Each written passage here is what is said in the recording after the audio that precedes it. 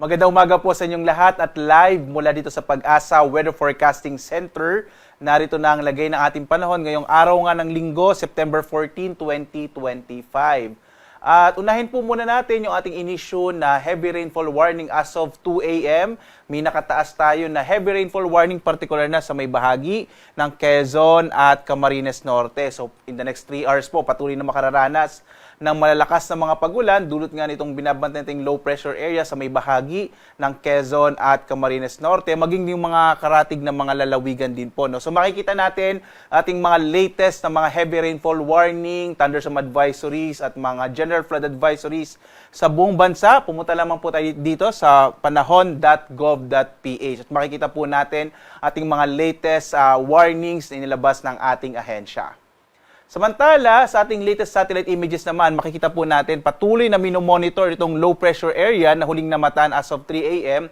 sa may bahagi po ng Castilla sa lalawigan ng Sorsogon. Sa ngayon nga, itong ibig sabihin ng yellow po na kulay ay maliit pa rin yung tsansa na maging bagyo itong low pressure area, pero may mga dala itong kaulapan na siya magdadala ng mga pag-ulan, partikular na sa malaking bahagi ng Southern Luzon. So kasama po lalong-lalo na sa may Bicol region, gayon din sa Calabarzon, Mimaropa, malaking bahagi ng Kabisayaan, Central Luzon at maging dito sa may area ng Metro Manila. Asahan pa rin natin ngayong araw ang malaking tsansa ng maulap na kalangitan at may kalat-kalat na mga pag-ulan.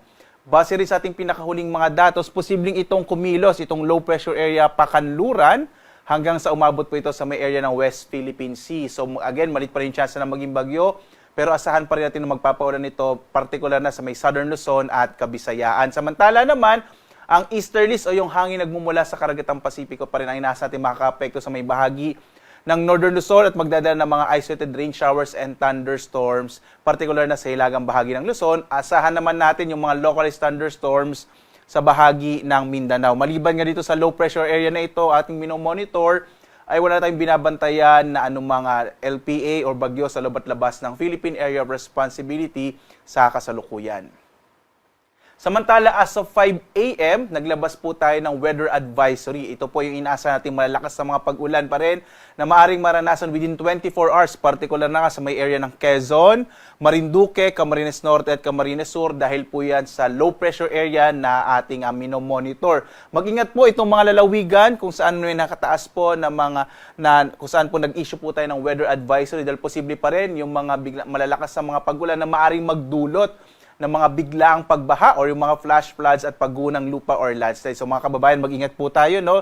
Dahil within the day, posible pa rin yung malalakas sa mga pag-ulan sa bahaging ito ng ating bansa.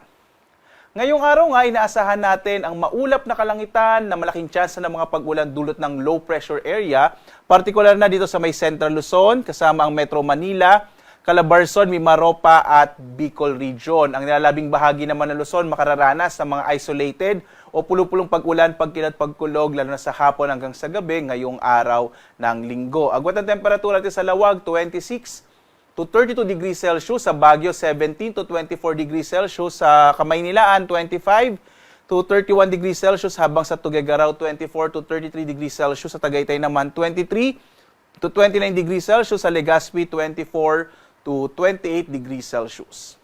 Sa bahagi naman ng Palawan, Visayas at Mindanao, inaasahan pa rin natin ang malaking tsansa ng mga pag-ulan sa bahagi ng Palawan. Agwat ang temperatura sa Calayan Islands 25 to 29 degrees Celsius, sa Puerto Princesa naman 25 to 31 degrees Celsius. Malaking bahagi rin ng Kabisayaan ay makararanas ng mga kalat-kalat na mga pag-ulan, pagkilat, pagkulog dahil nga dito sa low pressure area. Ang agwat ng temperatura sa bahagi ng Iloilo 25 to 29 degrees Celsius. Sa Metro Cebu naman, nasa 25 to 30 degrees Celsius at sa Tacloban City, 25 to 30 degrees Celsius.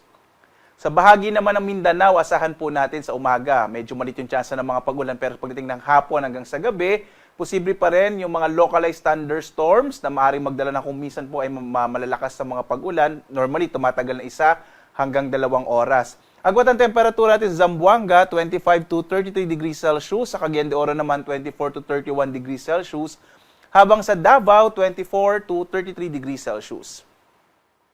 Sa lagay naman po ng ating karagatan, wala tayong nakataas na gale warning sa anumang bahagi ng ating bansa. Banayad hanggang sa katamtaman ang inaasahan nating kondisyon ng ating karagatan. Bagamat mag-ingat po yung mga maliit na sasakyang pandagat kapag may mga thunderstorm na kung minsan nagpapalakas ng alon ng ating karagatan. At narito ating inaasahang magiging lagay ng panahon sa mga susunod na araw. Bukas, in-expect pa rin o inaasahan pa rin natin, bukas hanggang Martes, posible pa rin yung mga kalat-kalat ng mga pag-ulan sa bahagi ng Kamaynilaan, Central Luzon, Calabarzon, Mimaropa at Western Visayas, lalo na sa pagkilos pa rin, pakanluran nitong low pressure area. Muli po, maliit yung tsansa na ito ay maging bagyo within the day at maaaring magbago-bago yung kanyang lokasyon lalo na habang kumikilos ito at nagkakaroon po ng interaction sa kalupaan ng ating bansa. Pagdating ng Miyerkules hanggang Huwebes, inaasahan natin generally fair weather sa malaking bahagi ng ating kapuluan maliban na lamang sa mga thunderstorms sa hapon hanggang sa gabi. Muli po, pwede pa rin naman magbago itong ating weather update kaya lagi po tumutok sa update ng ating ahensya dito sa DOST Pag-asa. Samantala, ang araw naman natin ay sisikat mamayang 5:45 na umaga tulubog, ganap na 5:58 ng gabi. At sundan pa rin tayo sa ating iba't ibang mga social media platforms, sa X, sa Facebook, sa YouTube at sa ating website. May dalawa po ating websites, pag-asa.dost.gov.ph.